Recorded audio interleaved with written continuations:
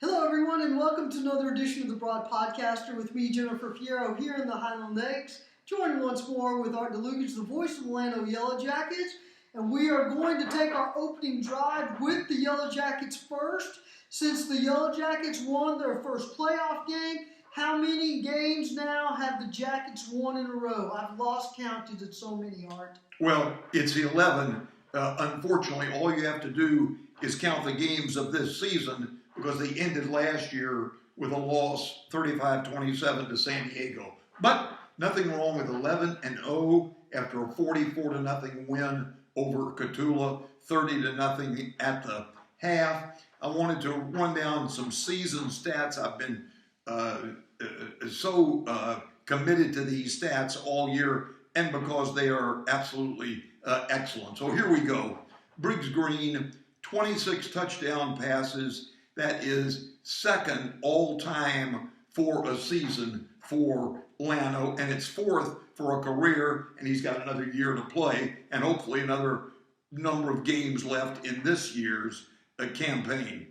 Jackson Dillard, 14 touchdown catches. That is third all-time for a season. He's had 35 receptions. Carson Kirkendall, 1,507 yards for this year, a 7.4 average, 22 touchdowns, 39 for his career, and that's just 2 years. And he is right at 2,500 yards for his career as again 2 years. And that is top 10 in Llano. Miguel Hernandez, 907 yards, averaging 7.6 a carry, and he should be at 1,000 after this game against Goliad. We certainly hope he is, and had a 67-yard run in the win over Cotulla. Llano has run for more than 3,258 yards for offensive coordinator Ryan Bream, and 5,100 yards, thereabouts, just about 5,100 for the season for total offense, and that is fourth all-time. Bryce Mize, who is overlooked by me and others, is 55 for 59 with extra points. That is just excellent. Those 20-yard kicks are not gimmies. He's 7 for 8 field goals. Both of those numbers, the 7 and the 55, are second all-time for a season for Llano. Hayden Manahan leads in tackles with 94, Brock Fly with 69. Ulysses Martinez has 7 interceptions. That's tied for third all-time, and the team has intercepted 23 passes for defensive coordinator Matt Anastasio. Matt Green now with an 8-5 playoff record, and that's an ongoing record, the 8 wins, as he was leading all other Llano coaches coming into this season. Llano has now won 19 playoff games, lost 28, but it took them quite a while to where they got in the habit, you might say, of winning postseason. So there you go for the Jackets. A few numbers for Goliad, a strong opponent on Friday night at Pieper Stadium in North San Antonio.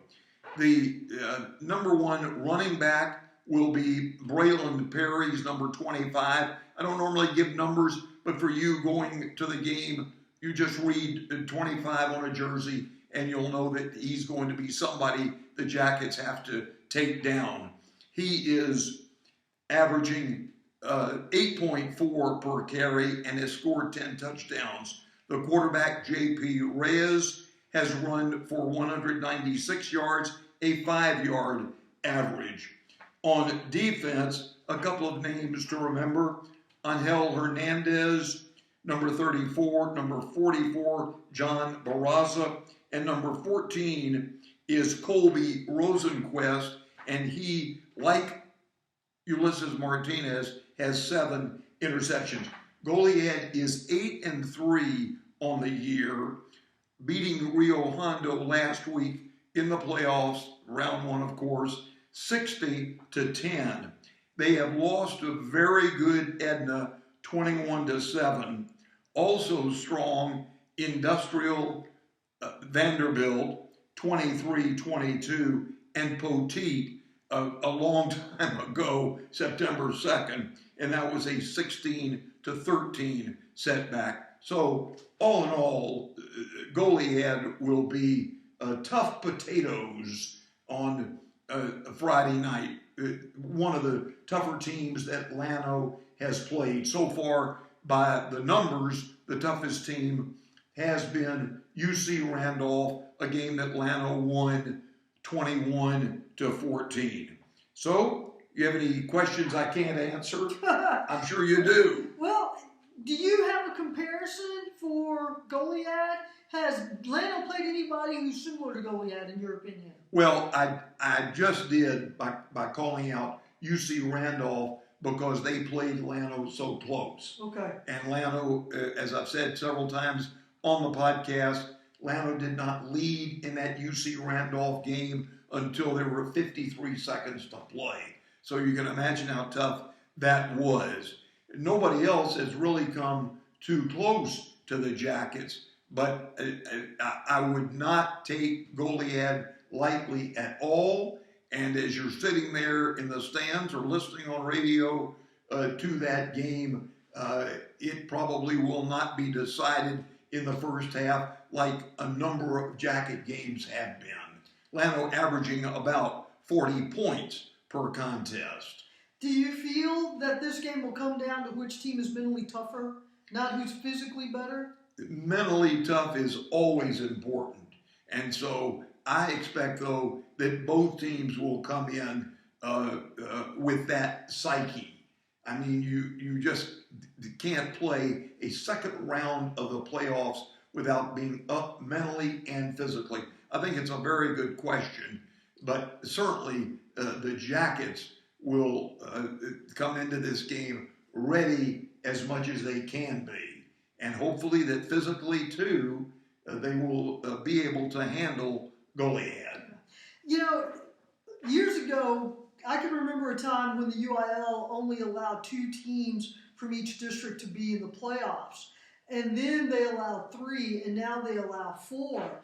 People have often asked, is that too many per district? My comeback to that is the same that I have heard from other districts or other coaches, rather, across the state of Texas. The cream always rises to the top. But the one thing that I think is unusual is that while you may have some easier opponents in the first round of districts play, this sounds like a very tough second round game that typically you may not see till the 3rd or 4th round. This area round game. And I think that's because Goliad finished 3rd in their district? Yes. Yes, 3rd in District 15. So that sometimes you just see the seedings like that teams that are projected to do really well may not have caught lightning in the fire, or lightning in the bottle rather, until the playoffs begin. And I don't know about Goliad. I don't know if they came out of nowhere or if they were on people's radar in the pre-district standings and what they were picked going into this district. But just listening to the stats, they sound like mirror images of the Jackets. Well, radar or no, they will be difficult. They will be a tough team, and Llano will be a very tough team for Goliad to play. Sure. And I certainly agree with you. I think you were leading into saying that you favor or you're not opposed to 4 teams in the playoffs. No, never have been. And I feel that way because of my Marble Falls Mustangs. Marble Falls at one point was in the same district as Cedar Park High and Lake Travis, when Vandegrift was still becoming what it is now. And if you follow 6A football, then you know Vandegrift just won their district. Westlake just won their district. Lake Travis is number 2 in that Westlake district. Maybe co-runner up with Dripping Springs. I forget how they worked that out. regardless. The reason I'm not opposed to it is because I have seen teams that are loaded in districts where the only way that the only way a team that has a shot to do anything in the playoffs has to go in as a fourth place team. And for the record, the year that Marble Falls went in as a fourth place team in 2010, that Mustangs team had 2 NFL players on that roster. And they won their first round playoff game and barely lost to Bernie Champion on a Saturday afternoon in San Marcos. Barely. David Morgan had 4 incredible touchdown catches that game. So that's why. I remember that, and I think that was a great win for Marble Falls. The reason that I'm not opposed to the third and fourth going in that you somewhat said is they're not going to win too often. 1 and 2 are going to usually advance out of the district. So I say, all right, let them in. Let them have an extra game, and they probably won't have much more than that. If they do make it past rounds 1 and 2, well, then so be it. Let them see how long they last. But I'm very much in favor. It just doesn't hurt at all for these teams to get the boys to get an extra game to play. Sure. Okay. 7 o'clock Friday night, Llano versus Goliad at Pieper High School. That's in the Comal ISD School District, just inside San Antonio. I do have a story on the Llano game, the by-district win over Cotulla. So you can check that out on TexasChalkTalk.com. We're going to close this segment out and come back and talk some six-man football in Barnett County. As always, please make sure you like, subscribe, and share the channel.